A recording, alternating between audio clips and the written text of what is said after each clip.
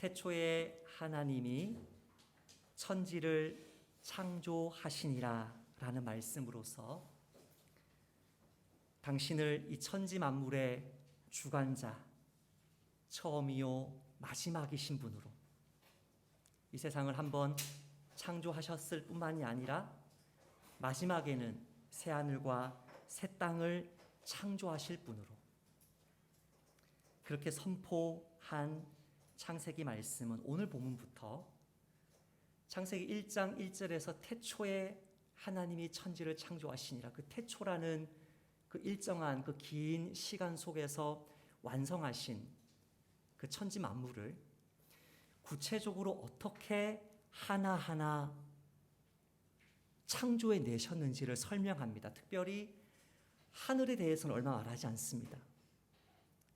어디에 초점을 맞춥니까? 땅에 초점을 맞춥니다. 여러분, 지구는 수많은 별들 중에 하나가 아닙니다. 오늘 본문에 나오겠지만 태양은 스스로 빛을 발하는 수많은 별들 중에 하나가 아닙니다. 하나님은 특별히 우리에게, 여러분에게, 저와 여러분에게 관심이 있어서 그 하늘들과 땅을 창조하셨다는 그 창세기 1장 1절 말씀에서 그 다음부터 2절부터 설명을 하나하나 해 나가시는데, 특별히 땅에 초점을 맞추어서 하나님이 얼마나 자상하신 분이시고 얼마나 섬세하신 분이시고 얼마나 우리의 삶을 자비롭게 공급하시는 분인지를 설명합니다. 오늘 그 첫 번째 설명인데요, 하나님이 빛을 창조하셨다는 것입니다. 근데 오늘 뜻밖의 구절을 만납니다. 2절 처음 읽었던 구절인데요, 땅이 뭐 했다고요? 혼돈했다고요. 땅이 뭐 했다고요? 공허했다고요. 제가 히브리어 성경을 한번 직역을 해서 2절, 3절, 4절을 한번 읽어보겠습니다. 땅이 형태가 없고 비어 있으며 흑암이 깊음 위에 있고 하나님의 영은 수면 위를 맴도시니라. 하나님이 이르시되 빛이 있으라 하시니 빛이 있었고. 3절까지만 읽었습니다. 땅이 혼돈했다라는 말은 번역이 조금 불명확하죠. 전쟁이 일어나서, 싸움이 일어나서 혼돈했다라고 오해할 수 있는데 그 뜻이 아니라 형체가 없습니다. 비어 있습니다. 하나님의 천지 창조는 한순간에 이루어진 성의 없는 작업이 아니었음을 지난주, 지지난주, 지지지난주 세 번에 걸쳐서 태초에라는 말씀의 의미는 굉장히 오랜 시간, 일정 기간의 창조임을 말씀을 드렸습니다. 하나님의 천지 창조는 한순간에 성의 없이 이루어진 작업이 아닙니다. 마치 어벤져스에 나오는 것처럼 이렇게 하면 뭐가 없어지고 생기고 하는 그런 마술 같은, 요술 같은 그런 것이 아닙니다. 태초에라고 할 때 복습하자면 그 태초는 시간이 시작된 그 순간부터 한동안 계속된 특정 기간으로서의 태초입니다. 문법적으로 그렇습니다. 태초의 그 특정한 기간 동안 하나님은 이 우주를, 특별히 우리 지구를 사람이 생존하고 번성하기에 적합한 땅으로 정성껏 만들어 가십니다. 우리는 하나님이 생각만 하면, 말씀만 하시면 한순간에 이루실 수 있다는 그 하나님의 전능하심을, 우리를 섬세하게 만들어 가시고 돌보아 가시고 품어내시는 그 사랑하심을 축소시키는 방향으로 이해해서는 안 됩니다. 이해되세요? 하나님의 그 전지전능하심은 우리를 향한 오래 참으심과 오래 기다리심과 마치 아기를 품고 10달을 품어내는 그 엄마의 사랑처럼 이 우주 만물을, 태초에 이 지구를 하나하나 섬세하게 창조해내시는 그분의 사랑을 감소시키는 것으로 하나님의 전지전능을 이해해서는 안 됩니다. 하나님이 전능하시기 때문에 이 세상 만물도 한 방에 원샷 올킬, 한 방에 별 신경 쓸 것도 없이 무심하게 만들어 내셨다는 식으로 오해하면 안 됩니다. 그것은 창세기 1장이 증언하는 하나님의 존재와 그분의 성품과 그분의 사역과는 전혀 상관없는 하나님의 모습입니다. 마치 뭐라고 할까요? 한 방울의 정액으로 세상을 만들어냈다는 무슬림들이 믿는 알라의 이미지라고 할까요? 하나님은 그런 분이 아니십니다. 하나님이 태초에 천지를 창조하셨을 때 그 태초라는 그 창조의 일정 기간 중에 첫 번째 모습은 혼돈과 공허, 다시 말하면 형태가 없고 비어 있었다는 것입니다. 형태가 없고 비어 있었던 이유는 무엇입니까? 그 옆에 나옵니다. 2절 하반절에 흑암이 깊음 위에 있고, 깊음이라는 것은 아주 깊은 원시 바다를 가리킵니다. 그 원시 깊은 원시 바다, 땅은 어디에 있어요? 땅은 그 밑에 있어요. 지금 땅을 뒤덮고 있는 그 깊은 원시 바다를 뭐가 싸고 있다고요? 캄캄한 흑암이 싸고 있다고요. 그러니까 땅은 뭐예요? 당연히 형태가 없고 비어 있는 거예요. 안 보이는 거예요, 눈에. 다시 말하면 사람이 결코 살 수 없는, 사람이 거주할 수 없는 땅이라는 거예요. 혼돈하고 공허하다는 말은. 이렇게 이해해야 되는 것은 이 문맥에서뿐 아니라 이사야 선지자의 이 말씀에서도 증명이 됩니다. 제가 한번 읽어보겠습니다. 이사야 45장 18절 말씀인데요.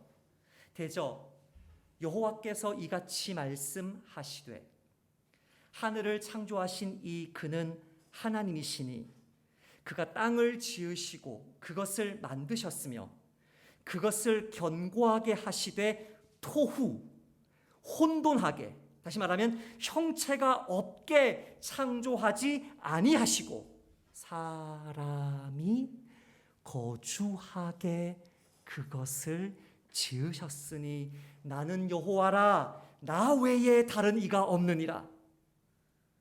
하나님이 완성해내신 그 땅은 토후, 혼동하고 형체가 없고의 땅이 아니라 사람이 거주하기에 너무나 적합한 땅으로 이 세상을 만들어 내셨기 때문에 누가 과연 나와 같이 너희들을 사랑하고 누가 과연 나와 같이 전지전능한 자냐? 하나님이 이사야 선지자를 통해서 선포하십니다. 사람이 거주할 수 없는 그 땅에 사람이 발을 디딜 수도 없고 숨을 쉴 수도 없고 밭을 갈 수도 없고 집을 지을 수도 없는 그 땅에 누가 나타나십니까? 태초부터 하나님의 성령이 나타나십니다.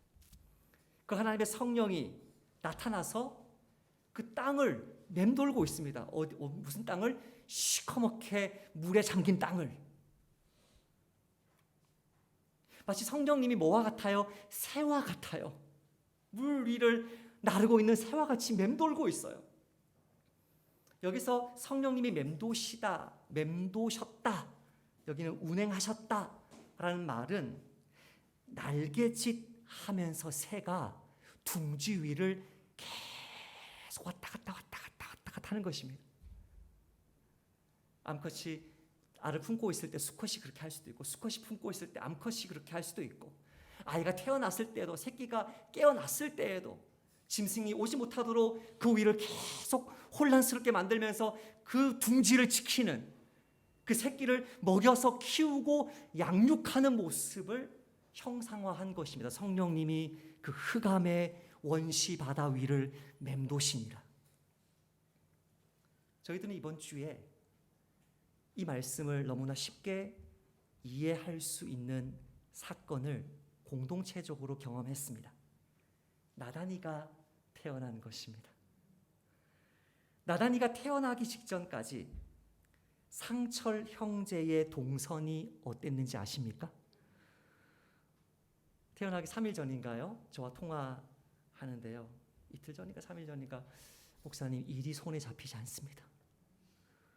도대체 제가 뭘 해야 될지 알지 못하겠습니다. 아내 곁을 떠날 수가 없습니다. 저 없을 때 애 나오면 어떡해요? 그래서 그냥 아내 옆에 월차 내고 붙어 있습니다. 그것이 누구의 동선이라고요? 상철 형제의 동선이에요. 자기의 그 새끼가, 죄송해요, 그 자녀가 들어가 있는 인종자매 배 주변을 맴도는 거죠. 마치 뭐처럼? 새끼를 품고 맴들고 있는 새처럼. 나단이가 태어난 후에 인종자매와 상철 형제의 빤한 동선, 누구 주변? 나단이 주변을 맴도는 것입니다. 나단이가 처음에 생겨난 곳은 흑암이 깊음 위에 있는 엄마 뱃속입니다. 물밖에 없고 캄캄합니다. 그곳에서 하나님이 나단이를 생겨나게 하셨습니다. 그러나 그곳으로 끝이 아니었습니다. 그것은 나단이 생명의 시작일 뿐이었고, 그 생명이 이 세상의 그 모습을 드러내기 위해서는 엄마가 나단이를 10달간 품어야 됩니다. 아빠가 그 곁을 지켜야 합니다. 엄마와 아빠가 나단이의 침대며 카시트며 유모차며 베네저골이며 모든 것을 미리 준비해 둔 10달이었습니다. 마침내 2020년 7월 23일 하나님이 나단이에게 빛이 있으라 하시니 나단이가 깊은 흑암의 뱃속에서 밝은 세상으로 나온 것입니다. 바로 그것이 성령님이 흑암의 깊은 바다, 땅이 드러나지도 않은 그 원시 바다 위를 계속해서 맴들고 있다는 뜻입니다. 독수리가 둥지 주변을 맴돌며 새끼를 키워내듯이 산모가 생명을 잉태하여 그 핏덩이가 빛을 보게 될 때까지 품어주듯이 하나님이 우리 인간이 이 땅에 태어나셨을 때, 하나님이 우리 인간이 이 땅에 태어났을 때 정말 안전하게 살아남을 수 있도록, 번성할 수 있도록 이 땅을 하나하나 신생아를 위한 엄마 아빠의 준비처럼 하나하나 이 세상을, 지구를 만들어 가시는 온갖 정성을 다하는 그 사랑을 하나님이 보여주고 계신 것입니다. 하나님의 이 섬세한 공급하심을 현대적으로 위트 있게 조금 틀어서 풀어낸 그 짧은 동화 한 편이 있습니다. 제목이 발명입니다. 발명. 하나님의 창조를 발명이라고 하는 것은 좀 이상하긴 하지만 발명이라는 짧은 동화입니다. 최초의 인간이 이 땅에 왔을 때 그는 세상이 텅 비어 있다고 생각했다. 땅이 혼돈하고 공허함을 가리키는 건데 순서는 맞지 않지만 인간이 나왔을 때 세상이 혼돈하고 공허했다. 텅 비어 있었다. 사람이 거주하기에 적합하지 않았다. 그는 지칠 때까지 사방을 헤매고 다녔다. 첫 번째 발명품 나옵니다. 그러다가 달이 4개가 있어서 사람이 그 위에 앉아 쉴 수 있는 뭔가가 있어야 하는데 없다는 데 생각이 미쳤다. 그래서 의자를 발명해 냈다. 그는 의자에 앉아 먼 곳을 쳐다보았다. 석양이 지는 그 모습, 태양이 뜨는 그 모습, 아름다웠다. 황홀했다. 하지만 곧 뭔가 부족한 것이 있다고 생각한 그는 발을 그 밑으로 쭉 뻗고 그 위에 팔꿈치를 괸 수 있는 어떤 물건이 있어야겠다고 생각했다. 그래서 그는 탁자를 발명했다. 그는 다리를 그 밑으로 쭉 뻗고 그 위에 팔꿈치를 괸 채 먼 곳을 응시했다. 아름다웠다. 세 번째, 먼 곳에서 바람이 차츰 다가오며 먹구름을 몰아오고 있었다. 비가 내리기 시작했다. 바람과 빗물을 막아줄 수 있는 뚜껑이 있는 뭔가가 있어야 할 것 같았다. 그래서 그는 집을 발명했다. 그는 의자와 탁자를 그 안으로 가져가 다리를 쭉 뻗고 팔꿈치를 괸 채 창문을 통해 비를 쳐다보았다. 아름다웠다. 그런데 바로 그때 그 빛 속에서 한 사람이 나타나더니 집 쪽으로 다가왔다. 똑똑 누구세요? 지나가는 나그네입니다. 잠시 쉬었다 가도 될까요? 그 사람이 대답했다. 괜찮아요. 그렇게 하세요. 최초의 인간은 그 사람에게 앉을 수 있는 의자, 다리와 팔꿈치를 위해 만들어진 탁자, 바람과 빗물을 막을 수 있도록 벽과 지붕이 있고 안으로 들어올 수 있는 문과 밖을 내다볼 수 있는 창문이 있는 집 등 자기가 발명한 모든 것을 보여주었다. 그 나그네는 그 모든 것을 직접 만져보고 이렇게 만드셨다니 놀라워요. 칭찬을 아끼지 않았다. 그 최초의 사람은 그 나그네에게 이렇게 물었다. 그런데 당신은 뭘 만드셨나요? 그 사람은 아무 말도 하지 않았다. 그는 자기가 바람과 비를 발명했다는 말을 차마 할 수 없었다. 하나님이 아담에게 놀러 오셨을 때 일어난 일을 이 크리스찬 독일 동화 작가가 상상하면서 쓴 글입니다. 하나님은 뭘 발명하셨습니까? 바람과 비, 단비를 주시고 시원한 바람을 불게 하시는 이 세상의 모든 것을 발명하셨습니다. 그리고 사람을 발명하시기 전에 미리부터 그 사람이 의자를, 그 사람이 책상을, 그 사람이 집을 발명할 수 있도록 필요한 모든 재료들을 다 발명해 놓으셨습니다. 다만 우리가 그 사실을 너무 자주 잊어버리고서 그때마다 마치 내가 뭐를 발명했는 것처럼, 내가 무엇을 내 능력으로 소유한 것처럼 착각할 뿐이고, 사실은 하나님이 우리 나기 전부터 필요한 모든 것을 창조해 주신 것입니다. 그것이 성령이 깊은 흑암 위를, 그 바다 위를 품고 맴도셨다는 말씀의 의미입니다. 그때 하나님이 첫 번째 발명품을, 창조물을 3절에서 이렇게 소개합니다. 3절 말씀을 합독해 봅시다. 시작. 하나님이 이르시되 빛이 있으라 하시니 빛이 있었고. 첫 번째 발명품입니다. 자, 질문해 볼게요.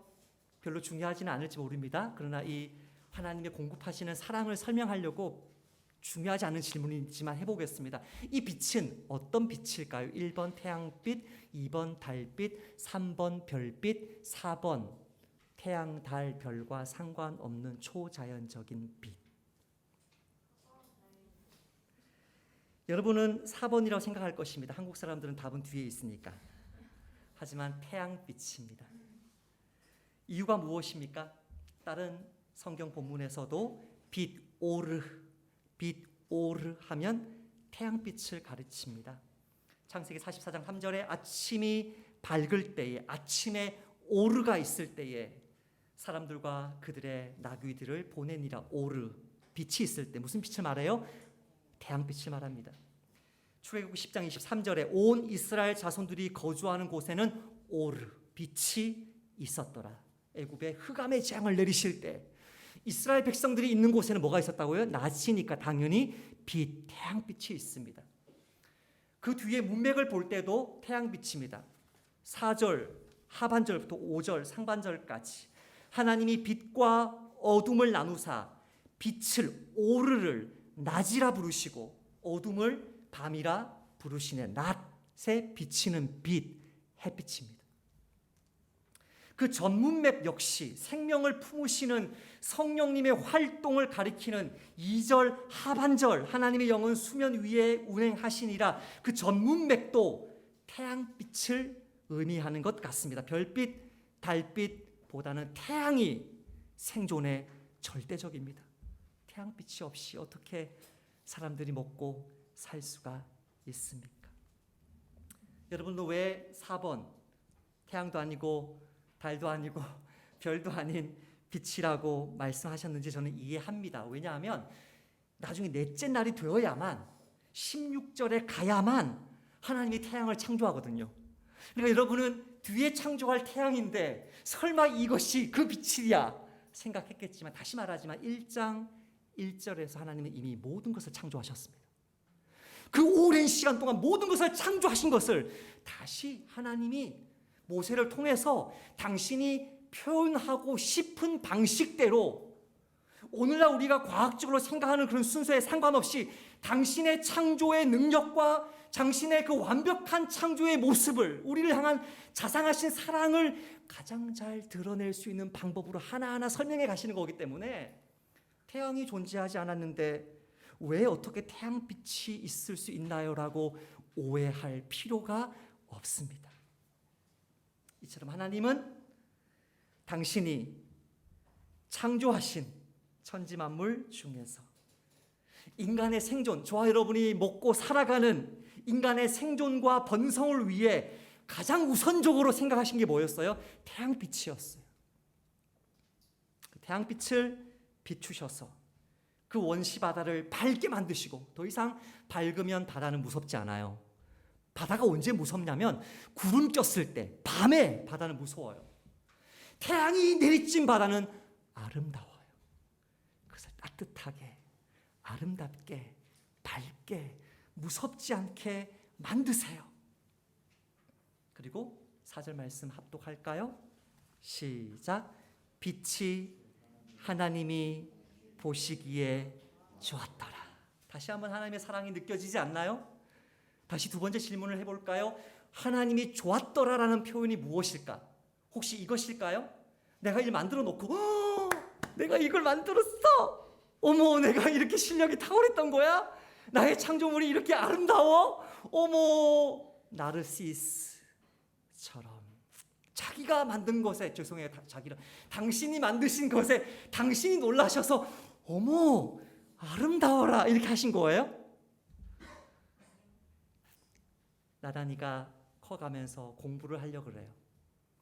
근데 그 공부하는 방이 정말 어지럽혀 있어서 혼돈하고 공허하며 흑암이 깊음 위에 있어요. 도대체 어디에 부모님이 들어갔을 때 발을 디뎌야 될지 모르는 그런 방 구석에서 공부를 하고 있어요. 그 아이를 어떻게 키울 수 있을까? 당신랑 제가 인종자매가 빛이 있으라면서 불을 켜버리는 거죠. 그러면 그 혼돈된 방이 하나하나 정리해 갈 수 있는 길이 열려요. 그때 나단이가 자기 삶을 세워갈 수 있고 공부를 제대로 할 수 있고 책임 있는 사회인으로 성장할 수 있는 그 시간이 시작돼요. 그때 불 켰을 때 그 불을 가지고 나단이가 유익해지고 행복해진 것을 볼 때 엄마 아빠가 기뻐해요. 왜 기뻐했어요? 자기가 불 킨 것 때문에? 아니요. 그 불이 나단이에게 너무나 유익하기 때문에. 창세기 1장에 나오는 하나님이 좋았더라, 심히 좋았더라는 전부 다 저와 여러분에게 그것이 너무나 유익하기 때문에 좋았더라 하신 것이지, 나르시스트처럼 자기가 만드신 것에 자기가 감동한 것이 아닙니다. 그렇게 본문을 오해하면 안 됩니다. 이 땅 사람들의 복지에, 행복에, 기쁨에 모든 관심이 가 계시는 그 하나님의 사랑 때문에 태어날 우리, 만들어질 우리, 번성할 우리를 생각하시면서 하나님은 좋았더라, 기뻤더라, 행복했더라, 우리를 너무 사랑했더라, 그렇게 말씀하시는 것입니다. 오늘 우리가 읽었던 이 본문은 창세기 1장에서 끝나는 메시지가 아닙니다. 이 본문은 성경 전체에 반복되는데, 특별히 모세오경, 토라라고 말하는 이 모세오경에 처음 시작인 혼돈과 공허한 그 땅을 하나님이 빛을 비추시고 성령께서 잉태내셔서 그들을 보호하셨다는 그 창세기 1장 2절부터 5절까지 이 말씀은 토라의 마지막 부분에 있는 신명기 32장에서 이렇게 반복됩니다. 여호와의 분깃은 자기 백성이라. 이스라엘 향한 이 하나님의 사랑이 창세기에 나오는 인류를 향한 하나님의 사랑과 겹치고 있죠. 여호와의 분깃은 자기 백성이라. 야곱은 그가 택하신 기업이라. 여호와께서 그를 황무지에서 짐승이 부르짖는 광야에서, 토후라는 말을 썼습니다. 형체가 없는 곳에서.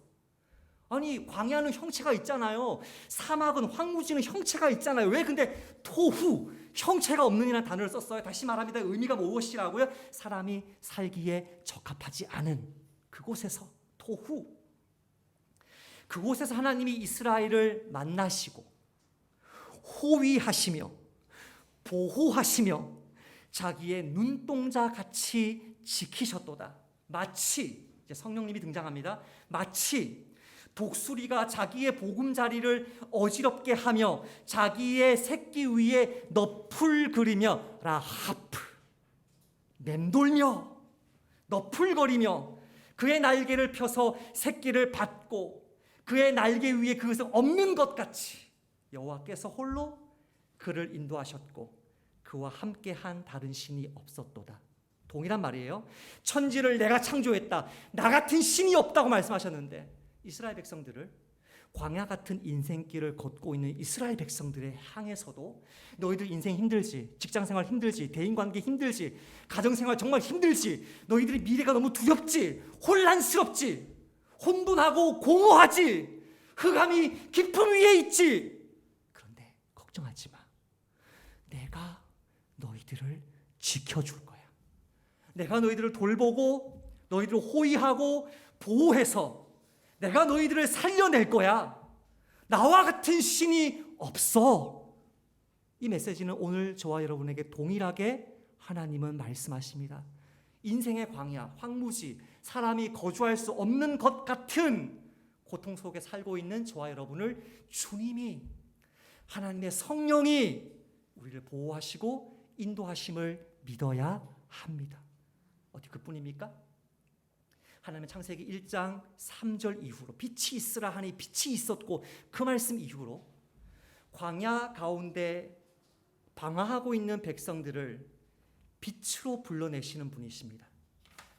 마가복음, 마태복음 말씀인데 스불론 땅과 납달리 땅과 요단강 저편 해안길과 이방의 갈릴리여, 흑암에 앉은 백성이 큰 빛을 보았고 사망의 땅과 그늘에 앉은 자들에게 빛이었도다. 하나님의 창세기 1장 1절 2절부터 5절까지를 요한복음 1장 1절부터 5절까지에서 반복합니다. 태초에 말씀이 계셨다. 그 말씀은 하나님과 함께 계셨다. 제가 지금 세 번역으로 읽고 있어요. 개역 성경이 오역되었기 때문에, 잘못 번역되었기 때문에. 태초에 말씀이 계셨다. 그 말씀은 하나님과 함께 계셨다. 그 말씀은 하나님이셨다. 그는 태초에 하나님과 함께 계셨다. 모든 것이 그로 말미암아 창조되었으니 그가 없이 창조된 것은, 발명된 것은 하나도 없다. 창조된 것은 그에게서 생명을 얻었으니 그 생명은 사람들의 빛이었다. 그 빛이 어둠 속에서 비치니 어둠이 그 빛을 이기지 못하였다. 깨닫지 못하였다라고 번역하면 오역입니다. 빛이 비치니 어둠이 그 빛을 이기지 못하고 내쫓겼다. 저와 여러분을 생명의 빛으로, 구원의 빛으로 비추어 주셔서 우리 속에 있는 사망의 어둠을 내쫓으신 주님을 찬양합니다. 이 빛 가운데 거하고 주님의 인도하심 가운데 살도록 초대받은 저와 여러분이 다시는 뒤로 돌이키지 마시기를 축복합니다. 이 말씀을 묵상하면서 세 가지로 적용해 보았습니다. 태초에 하나님이 빛을 창조하셔서 이 세상에 생명을 공급해 주셨듯이 하나님이 이 마지막 말세에는 하나님의 아들이 생명의 빛으로 이 땅에 오셔서 사망의 어둠을 내쫓으십니다. 그러므로 첫 번째로 세상의 어둠 속에서 살다가 빛 되신 주님이 계시는 나그네 교회를 알게 되셨습니까? 나그네 교회의 변두리에서 더 이상 머물지 마시고 세상과 양다리 걸친 채로 더 이상 머물지 마시고 빛 되신 주님께로 더 가까이 다가오시기를 부탁드립니다. 새가족 성경 공부를 하면서 내 삶의 어둠과 자기 속임의 혼돈과 공허를 직면하게 되셨습니까? 마귀가 여러분을 어떤 말로 유혹하고 위협할지라도 그 모든 여러분 속에 수십 년 쌓여 있던 그 흑암을 말씀의 빛으로 몰아내는 등록 간증을 중도에 포기하지 마시기를 부탁드립니다. 세 번째로, 나그네 교회 성도가 되어서 부부 관계에서 부모나 자식과의 관계, 그리고 성도들과의 관계, 이웃과의 관계, 심지어 나의 개인적인 사생활의 영역에서 빛 되신 주님이 한번 몰아내신 냉담하고 역기능적이고 이기적이고 자기밖에 알지 못하는 옛 습성으로 돌아가려 하는 형제나 자매가 이 가운데 있으십니까? 더 늦기 전에 생명의 길로 돌이켜주신 그 하나님의 값진 은혜를 마음대로 내버리고 언제든 주워 담을 수 있는 것과 같은 싸구려로 취급하지 마시기를 부탁드립니다. 예레미야 말씀에는 그렇게 하나님이 주신 그 빛의 생명의 그 빛을 한번 비침 받은 자의 그 은혜를 함부로 내팽개칠 때 어떤 일이 일어나는지를 예레미야 선지자는 우리가 오늘 본문에서 읽었던 창세기 1장 2절 5절 말씀을 그대로 반복하면서 이렇게 경고합니다. 내 백성은 나를 알지 못하는 어리석은 자요 지각이 없는 미련한 자식이라. 악을 행하기에는 지각이 있으나 선을 행하기에는 무지하도다. 흑암 가운데 건진 내 백성인데, 생명의 빛으로 비추어서 구원한 내 백성인데, 이제 하나님 좀 안다고 나를 알지 못하는 어리석은 삶을 살고 있다는 것입니다. 보라, 내가 땅을 본즉, 내 백성이 살고 있는 땅을 본즉 혼돈하고 공허하며, 토후와 보후, 혼돈하고 공허하며, 하늘에는 빛이 오르가, 복수를 썼습니다. 오름, 빛들이 없으며, 내가 산들을 본즉 다 진동하며 작은 산들도 요동하며, 내가 본즉 사람이 아담이 없으며, 아담이 거주할 수 없는 땅이 되어버렸으며, 공중의 새가 다 날아갔으며, 보라, 내가 본즉 좋은 땅이 황무지가 되었으며, 그 모든 성읍이 여호와의 앞 그의 맹렬한 진노 앞에 무너졌으니. 명확한 메시지입니다. 흑암과 혼돈 속에 있던 우리를 하나님이 빛으로 불러주셨습니다. 할렐루야. 그러나 주님께 순종하지 않고 주님과 동행하지 아니하고 주님의 인도하심을 받지 아니하면 어둠 속으로 다시 되돌아가서 우리의 삶이 혼돈하고 공허한 그 태초의 원시 바다의 상태로 돌아가. 하나님이 은혜 주시면 죽기 전에 회개할지 모르나 수년, 수십 년을 탕자처럼 방황하게 될 것입니다. 이렇게 어리석은 자가 저와 여러분 가운데는 한 사람도 없기를 축복합니다. 이번 주 설교를 준비하면서 체험했던 하나님의 섬세한 돌보심 하나 나누고 오늘 말씀을 맺겠습니다. 지난 주일 설교가 잘 이해되지 않았다는 피드백을 가족들로부터 들었습니다. 저는 제 설교 잘했어요? 못했어요? 이런 말은 물어보지 않고 오늘 설교 무슨 은혜 받았어요? 이렇게 항상 물어보는데요. 목자 훈련반에 자녀와 함께 그 부분을 나누게 되어 있어요. 그래서 제가 항상 자녀들과 함께 나누면서 자녀들의 신앙을 세우는 1차적인 책임은 가정이다. 그러니까 우리가 가정 안에서 예배드리고 가정 예배드리고 말씀을 함께 자녀들과 들었으니 그 말씀을 함께 나누시다 하면서 수개월 전부터 시작한 그런 그 원칙 때문에 제가 물어본 것입니다. 근데 아이들이 공통적인 얘기를 한 거예요. 하나님이 이 세상을 완벽하게 창조하신 것과 우리의 삶을 완벽하게 통치하는 것이 어떻게 연결되는지 잘 이해가 안 되었어요. 그래서 제가 이번 주에 긍정적인 의미에서 낙심을 하면서 칼을 갈았습니다. 그래서 오늘 설교는 우리 아이들도 자녀들도 보다 잘 들리는 설교가 되기를 바라는 마음에 설교 메시지가 나오고 나서 이 설교 메시지를 전할 때 제가 토요일 날 한 8시간, 9시간, 10시간 계속 쓰는데요. 이 아이들이 이걸 전할 때 필요한 창조에 대한 예화를 얻으려고 제가 예전에 읽었던 어떤 책을 찾으려고 책장 앞에 섰는데 그 책이 없는 것입니다. 그래서 나그네 교회 단톡방에 혹시 누가 여기 안 적으시고 적으셨으면 제가 전화해서 몇 페이지 사진만 찍어주세요라고 하면 되는데 혹시 안 적으시고 그 책을 빌려 가셨나요? 천지창조의 아름다운 모습이 등장하는 그 C.S. 루이스의 그 책을 누가 빌려 가셨나요? 라고 물어보았으나 아무도 개인적인 톡으로도 답을 주지 않으셨습니다. 평안한 마음으로 하나님께 맡기고 집에 돌아와서 설교문을 마저 쓰고 있는데 준서가 이렇게 말하면서 제 방으로 들어왔습니다. 아빠, 오늘 제가 제 방을 정리하다 보니까 나그네 도서는 이게 찍혀 있죠, 도장이. 나그네 도서가 3권이나 나오더라고요. 이것들을 교회로 가져다 주시겠어요? 그 책들의 제목을 보고 적잖이 놀랐습니다. 그 중에 한 권이 세상이 아직 어렸을 때에 하나님의 천지창조에 관한 동화집이었습니다. 이 천지창조에 관한 이 동화집이 보면 6개의 카테고리로 묶여 있는데 그 첫 번째 카테고리가 하늘과 땅입니다.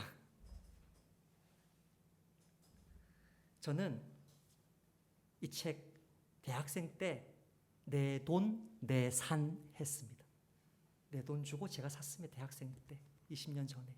그리고 결혼할 때까지 보관했다가 자식들 한국에서 예멘에서 읽어주고 예멘에서 다시 가지고 나왔습니다. 그리고 나그네 교회 기증한 책입니다. 이 책 내용 환히 알고 있습니다. 몇 번이고 반복해서 읽어주고 했기 때문에. 그러나 저는 이 책이 어제 생각나지 않았습니다. C.S. 루이스의 그 책만 생각났습니다. 그러나 창조에 관한 이야기에 비하면 C.S. 루이스의 책이 훨씬 못합니다. 이 책보다. 저는 이 책의 존재를 까맣게 잊고 있었습니다.